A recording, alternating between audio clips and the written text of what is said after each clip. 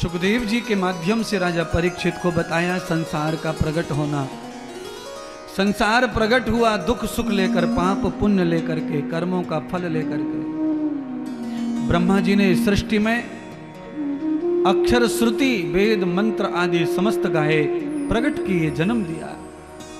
ज्ञान और विवेक वैराग्य मूल मंत्र जन्म लेकर आए, विज्ञान का जन्म हुआ। ब्रह्मा जी ने अपने ही गर्भ से, अमैथुन से, बिना मैथुन के, बिना किसी गर्भ के 27 मनुओं का जन्म किया। सभी मनुओं ने घोर तप करके ब्रह्मा के ज्येष्ठ पुत्र वैवस्वत मनु को शतरूपा नाम की स्त्री प्राप्त हुई ब्रह्मा के द्वारा। और ब्रह्मा का आदेश हुआ कि मानव की सृष्टि करो, कर्म फल की सृष्टि करो, जन्म मरण की सृष्टि करो, रक्तवीर की सृष्टि करो, जहां पर आदमी अपने जीव का, कर्म का भोग सके और मुक्ति को प्राप्त कर सके, भजन कर सके। तो ब्रह्मा जी के पुत्र वैवस्वत मनु और शतरूपा के माध्यम से प्रथम भोग पूर्वक सृष्टि हुई। 5 संतानों का जन्म हुआ। आकृति, प्रसूति, देवहूति, प्रियव्रत, उतानपाद। अहम ब्रह्मां ज्येष्ठते धर्मं यथा योजते सर्वः। ब्रह्मा जी ने अपनी कृपा से पालन करता भगवान हरि ने पालन करने की जिम्मेदारी ली। और ब्रह्मा जी के ही वक्षस्थल से तब से शिव जी का भी प्राकट्य हुआ। भगवान शंकर ने कल्याण करने का, संहार करने का जिम्मेदारी ली। रजोगुण, तमोगुण, सतोगुण, पंचभूत प्रकृति, 5 भूत, अग्नि जल वायु पृथ्वी, ये 5 परमाणु, और रजोगुण, तमोगुण, सतोगुण, ये 3 गुण, इससे बृहद संसार का निर्माण हो गया। आकृति के रूप में कन्या का जन्म हुआ मनु के घर में, और दूसरे मनुओं के ही साथ में उनका विवाह कर दिया गया। उनके घर भी मानव सृष्टि का जन्म हुआ। देवहूति का विवाह दूसरे मनु महर्षि कर्दम के साथ हुआ। उनके घर भी मानव का ही जन्म हुआ। दक्ष प्रजापति के साथ में सबसे छोटी कन्या का विवाह हुआ। उनके यहां पर भी मनुष्य का ही जन्म हुआ। यानी कि इन 3 बेटियों ने ब्रह्मा की मनु को जन्म दिया, मनुष्य को। 27 मनुष्यों के घर में मानव का जन्म होकर के मनु के वंश के हम कहलाए। और हमारा नाम मानव रखा गया, मनु के वंशज हैं इसलिए मानव। मन जिनका चेतन काम करेगा, मन जिनका संकल्प विकल्प करेगा, ऐसे शरीर का नाम मनुष्य रखा। मानव के सिद्धांत, मानव का परंपरा, मानव का स्वभाव बताया। तो मानव का प्रथम स्वभाव क्या है? प्रथम स्वभाव मानव का यह है कि वो जड़ बुद्धि का होगा, और जब उसे गुरु प्राप्त हो जाएगा तो वो भगत बुद्धि का हो जाएगा, वो भगवान का हो जाएगा। जैसी जैसी बुद्धि उसे मिलती चली जाएगी, वैसा वैसा वो होता चला जाएगा। यानी कि मृत्यु पर्यंत मानव कितने भी रूप धारण कर सकता है। 84 लाख योनियों में से केवल एक ही शरीर ऐसा है जो मरते समय तक भी कुछ भी बन सकता है। ये ध्यान कर लो। अच्छा, भैंस को गंगा जी नवा दो, भैंस को गंगा नवाओ, गधा को गंगा नवाओ, क्या हो जाएगा उसका फायदा? है कोई फायदा नहीं होगा उसका। पर मनुष्य गंगा नहाता है तो उसे फायदा मिलता है। अच्छा, भैंस को कीचड़ में बिठा दो, क्या नुकसान हो जाएगा? पर मनुष्य कीचड़ में लौटेगा तो नुकसान हो जाएगा। इसलिए मानव जो है मृत्यु पर्यंत कितना भी दुष्ट हो सकता है और कितना भी श्रेष्ठ हो सकता है। मानव बचपन में डकैती चोरी करे, जवानी में बड़ा डाकू बने और बुढ़ापे में साधु बने, ये सब संभव है महाराज, सब हो सकता है। मानव को प्रमोशन भी कितना भी मिल सकता है और मानव को डेमोशन भी कितना भी मिल सकता है। कितने बड़े बड़े सज्जन, बड़े बड़े साधु, बड़े बड़े सुंदर, बड़े बड़े ज्ञानी बर्बाद हो गए, आबाद की जगह नष्ट हो गए। और जो लोग बेकार थे वो आबाद नहीं, उनकी आबादी बढ़ गई, उनका संसार बढ़ गया, उनको कृति संसार की रीति मिल गई। पूरी जिंदगी रोते बिलखते निकल गए सुधामा के, बुढ़ापा आया कि जीवन बन गया, पूरी जिंदगी रोता रहा। ये सब मानव के साथ घटना संभव है आपके लिए। इसीलिए आप कोई मत घबराओ, जब भी मौका मिले सुधरने की कोशिश करो, क्योंकि आपको अवसर है सुधरने का। अगर आप पशु पक्षी बैल ऊंट घोड़ा होते तो आपको मौका नहीं था। जिसे कान सुनने को दिए हैं कथा, जिसको जीवा गाने को दिए भजन, जिसको मन दिया है प्रभु में लगाने को, जिसका शरीर प्रभु के कीर्तन में नाचने को है, वो तो तरने वाला शरीर है। इसका फायदा जितना हो सके उठाओ। हे राजा परीक्षित, हे चक्रवर्ती सम्राट, ये शरीर तुम्हें मिला, इसीलिए तुम्हें आज मौका मिला गुरु बनाने का, कथा सुनने का। गुरु बनाने के लिए राजा ने राज धन वैभव सब त्याग दिया गुरु के पीछे। इतना ज्यादा गुरु के प्रति प्रेम पैदा हो गया राजा का। पर राजा का प्रेम स्वार्थ में पैदा हुआ था। स्वार्थ में ही सही, पर गुरु से प्रेम होना चाहिए, चाहे स्वार्थ हो पर प्रेम होना चाहिए। लाभ मिलता है, विवेक मिलता है। वह प्रेम ही सच्चा हो जाता है जब गुरु अपना अनुभव बताते हैं, चमत्कार देते हैं। सब दुनिया मतलब से ही जुड़ती है, कोई बात नहीं है, जुड़ने में क्या बुराई है, मतलब से जुड़ो। पर मतलब धीरे धीरे जब अनुभव में बदलता है, विवेक में बदलता है, जब ज्ञान और सत्संग मिलता है, तो सच्चा प्रेम भी हो जाता है, सच्ची भक्ति भी हो जाती है।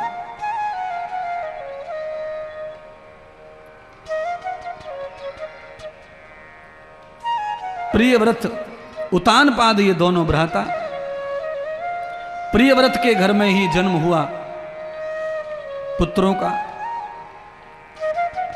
राजा उतानपाद के घर में पुत्र पैदा नहीं हुआ तो राजा ने दूसरा विवाह किया सुरुचि से। सुनीति पहली पत्नी थी उनकी, अर्थात ये ब्रह्मा के मनु के पुत्र हैं उतानपाद राजा। वंश नहीं बढ़ रहा था तो दूसरा विवाह किया सुरुचि के साथ में, और योगा योग हुआ कि सुरुचि को भी पुत्र हो गया उत्तम, और बाद में सुनीति को भी पुत्र हो गया ध्रुव। तो मनु के वंश में ध्रुव का जन्म हुआ पोते के रूप में। पिता की गोद में बैठने का मौका नहीं मिला तो माँ ने कहा कि चिंता और रोने की जरूरत नहीं है, ये जो पिता हैं ये तो कठपुतली है, मिट्टी का ही पिता है। आज नहीं कल ये मृत्यु को प्राप्त हो जाएगा, तेरा पिता नहीं रहेगा, पर तेरा जो सच्चा पिता है वो तुझे गुरु कृपा से जंगल में मिलेगा। हे पुत्र, तो तुम जंगल में जाओ। ऐसा कह करके माता सुनीति ने अपने पुत्र ध्रुव को 5 वर्ष की आयु में जंगल सच्चे पिता की खोज करने के लिए भेज दिया। ऐसी ऐसी माएं पैदा हुई इस धरती पर, और ये समय वही समय है पुराना जब मनुष्य का विकास नहीं था ज्यादा, तब भी ऐसी बुद्धि वाली महिला पैदा हुई। जब मनुष्य का प्राकट्य हुआ है, विकास तो कहां होगा बुद्धि का। पर इतना विकास तो था सुनीति का कि उसे मालूम था कि ये जो पिता है नकली पिता, मैं नकली माता में मर जाऊंगी, मैं बूढ़ी हो जाऊंगी, एक दिन मेरा पुत्र लावारिश हो जाएगा, तो क्यों न ऐसे पिता से मिला दिया जाए कि वो कभी लावारिश ना हो। तो पहला गुरु मां बानी गई है कथाओं में, शास्त्रों में, तो पहला गुरु का सही फर्ज अदा किया सुनीति माता ने। और मैं यहां बैठी सभी माताओं से कहता हूं कि आप भी पहली गुरु हैं अपने बच्चों की। स्कूल जाने से पहले बच्चे को भगवान के भाव पैदा करो, भगवान के प्रति बुद्धि पैदा करो। अगर तुम्हारा बच्चा स्कूल जाने से पहले भगवान को मानता और जानता है और पकड़ लेता है तो स्कूल जाना भी उसका सफल हो जाएगा, संभव सत्य हो जाएगा। कुछ माताएं कहती हैं गुरुजी अभी क्या उम्र है इसकी भजन करने की, तो हमने कहा अभी उम्र पढ़ने की भी ना है इसकी, अभी उम्र है इसकी खाने की। बोलो, अरे ये पैदा हुआ है उसी दिन से चड्डी पहन रहा है, तो उम्र तो उसी दिन से चालू होगी खाने पीने की। जब भोग बच्चा कर सकता है 6 महीने का, तो भगवान के भजन भी कर सकता है। कैसे करेगा? माँ गोद में बिठावे 6 महीने के बच्चे को और उसके हाथ में चावल कंकु लगा के अपने हाथ से पकड़े और भगवान पे चढ़वावे। जैसे पेन पकड़ के लिखना सिखाते हैं बच्चे को, ऐसे ही पूजा करना सिखाओ। जब तुम पकड़ेंगी चढ़वाएंगी तो देखेगा, करेगा तो अभ्यास हो जाएगा, फिर उसे अलग से सिखाना नहीं पड़ेगा। देखते देखते भगवान का पुजारी बन जाएगा। और भगवान का पुजारी कभी कॉलेज स्कूल में फेल नहीं होता। वो अग्रे अग्रे पूर्व ब्रह्मणे, वो तो आचार्य बन करके ही आगे बढ़ता है महाराज। ब्रह्मपुत्र है वो, उसे कौन थकाएगा। बालक प्रहलाद जब जंगल में अकेला 5 वर्ष का निकला निडर होकर के, तो नारद जैसे गुरु मिले। नारद ने मंत्र दे दिया, हरे कृष्ण गोविंद हरे मुरारी, हे नाथ नारायण वासुदेवा, नमो भगवते वासुदेवाय, नमो भगवते वासुदेवाय। जाओ बेटा, इस मंत्र का जाप करो और सीधा वृंदावन पहुंचो। वृंदावन में मधुवन में भगवान लीला करने आते हैं, वही तुम्हारे पिता हैं। इस मंत्र से वो प्रसन्न होकर तुम्हें गोद में लेकर पुत्रवत प्रेम करेंगे। प्रहलाद ने आकर मधुवन में आसन डला दिया वृंदावन में। शायद आप किसी को भी पता होगा कि वृंदावन में ही आए थे प्रहलाद ध्रुव, और उसी मधुवन में जहां सब दुनिया जाती है दर्शन करने रास के, वहीं बैठकर यमुना के किनारे यमुना माता का जल पीकर भोजन फल त्याग कर भजन किया 6 महीने। उस 5 वर्ष के बालक ने 6 महीने में भगवत प्राप्ति कर ली। मात्र 6 महीने भजन किया, खाना छोड़, पीना छोड़, सोना छोड़, आहार का त्याग करके भजन किया। और हमारे दिल्ली वासी एक दिन भी खाना छोड़ दे में, व्रत कर ले में, उसी दिन देखो फिर इनके अलग अलग आइटम आते हैं व्रत के। और इस 6 महीने में इस 5 वर्ष के बालक ने ना तो पत्ती खाई, न जड़ खाई, न कंद खाया, न फल खाया, न मूल खाया, अन्न और जल। अंतिम 15 दिन तो बालक ने जल का भी त्याग कर दिया, केवल श्वासों पे रहकर भजन किया। तो साक्षात कृष्ण भगवान प्रकट हो गए और बालक को गोद में उठाकर कहा, अरे पुत्र, मैं ही तेरा पिता हूँ, मैं ही तेरा पिता हूँ। बालक ध्रुव के नेत्र खुले, पिता का दर्शन किया। तब पिता ब्रह्मा के पिता परमात्मा कृष्ण भगवान विष्णु कहते हैं, पुत्र क्या चाहिए मांग लो। तो बालक 5 वर्ष का कहता है, जो चाहिए था वो प्राप्त हो गया, अब प्रभु कुछ भी प्राप्त करने की इच्छा नहीं है।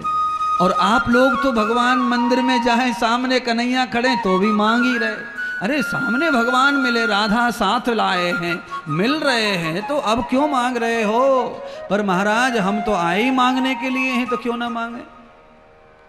और ये 5 वर्ष का बालक भगवान कह रहे हैं कि ले बेटा, ले बेटा। ये बालक कहता नहीं, जो चाहिए था वो प्राप्त हो गया।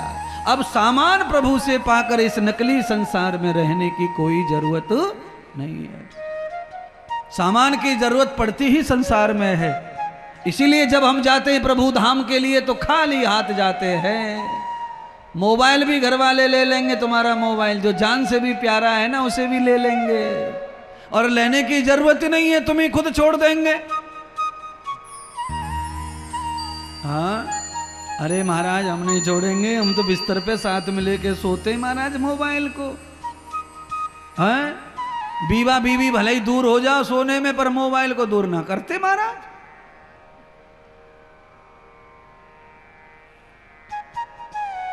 हाँ, बड़ी समस्या है। बच्चे भी दूर सो जाए मम्मी से तो चलेगा, आज ताई के पास है या दादी के पास है, कोई बात नहीं, चलो दादी संभालेगी, पर मोबाइल नहीं संभालने को देंगे किसी को। मोबाइल तो पर्सनल बैंक है।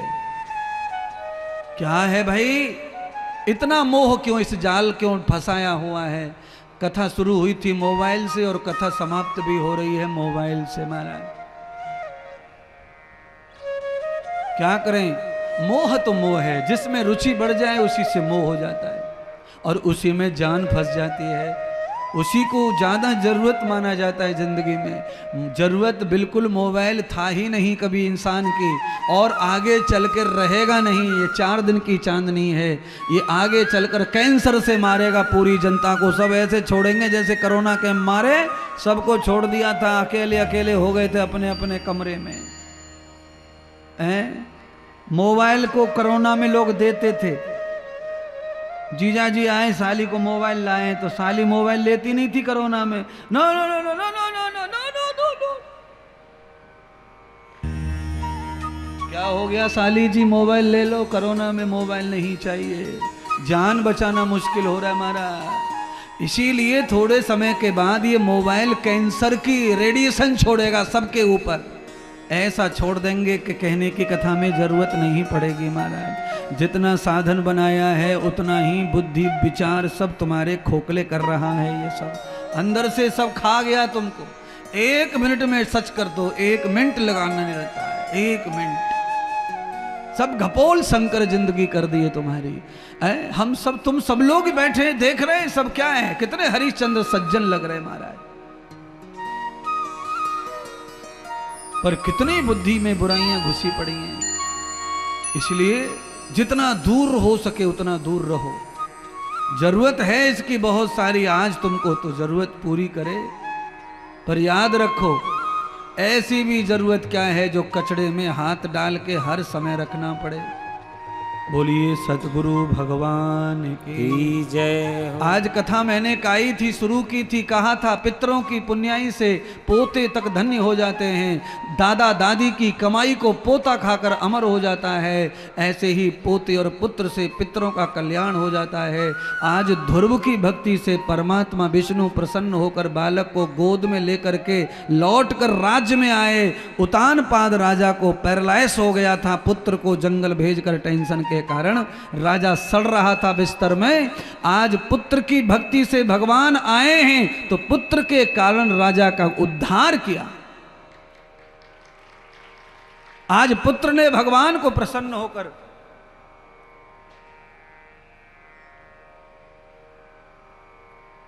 पुत्र की भक्ति से प्रसन्न होकर पिता का कल्याण करने भगवान पहुंचे। उतान पाद राजा ने पुत्र का दर्शन किया और मुक्ति को प्राप्त हो गए भगवान के चरणों में।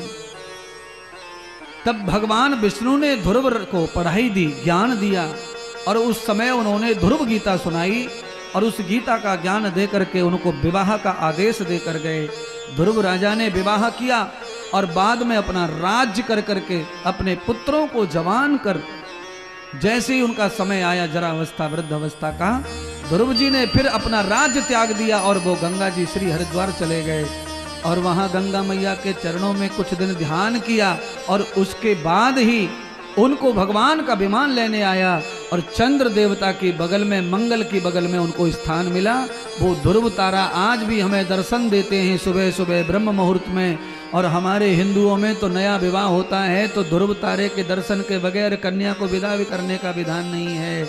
एक बार ध्रुव तारे का दर्शन करके कन्या जब विदा होती थी सुबह सुबह, तब फिर समझता था कि ध्रुव तारा दिख रहा है, मतलब अब सूर्य उदय होने वाला है, बेटी को अब विदा कर दो, समय पर घर पहुंच जाएगी और इसका जीवन भी ध्रुव और स्थिर हो जाएगा।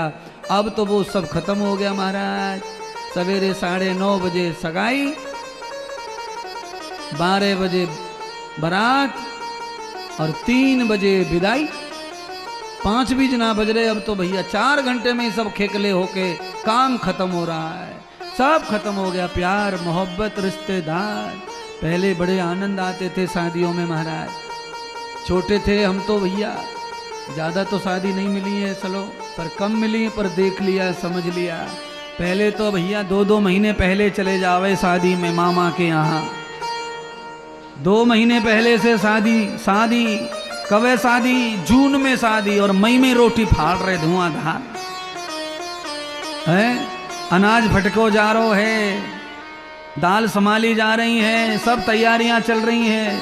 सबरे रिश्तेदार मिलके पुताई करवा रहे हैं घर की, सबरी खटियन ने साफ कर रहे हैं, बिस्तरन ने साफ कर रहे हैं, गोबर ला रहे हैं, टूटे फूटी दीवारन ने नई कर रहे हैं। तो बिहासो लगे हो महाराज। अब कहाँ लगे बिहासो, पैसा फेंको तमाशा, सीधे आ जाओ यहाँ पे, इसी मंच पे शादी हो जावे। अपने घर से सीधा दूल्हा के पास पहुंचो मंडप में, वहीं से चर चरा के थोड़ा बहुत घास फूस लौटाओ। है आप कह रहे होंगे महाराज चार घास फूस कह रहे हैं, आप चरना कह रहे, अच्छा क्या बोले हैं इसको बताओ।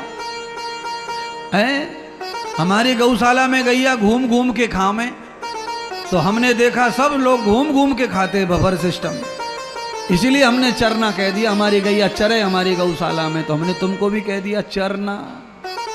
पलाठी मार के बैठ के भजन करके आचमन करके प्रणाम करके थाली को सम्मान पूर्वक भगवान कृष्ण गोविंद का दर्शन करके अन्न में तब भोजन करो, तब उसे भोजन खाना कहते हैं।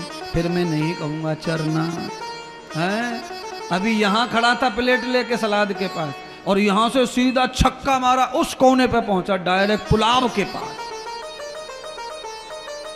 बीच में तो देखा ही ना कुछ, सीधा वहां पहुंचा। और जैसे ही पुलाव के पास में से डकार मारी, सीधा पानी पूरी ढूंढता फिर रहा है। भल्ला किधर है, समोसा किधर है, बताओ। ये शादी हो रही है, सब चॉइस पे डिपेंड हो गया है। चलिए, आप सबको बहुत बहुत शुभकामनाएं हैं। आपके बच्चों को ध्रुव जैसी बुद्धि प्राप्त हो, और आप भी सुनीति जैसी माँ बनकर तैयार हो जाएं। ये कथा आज यहीं विराम। आरती के लिए सब पधारेंगे।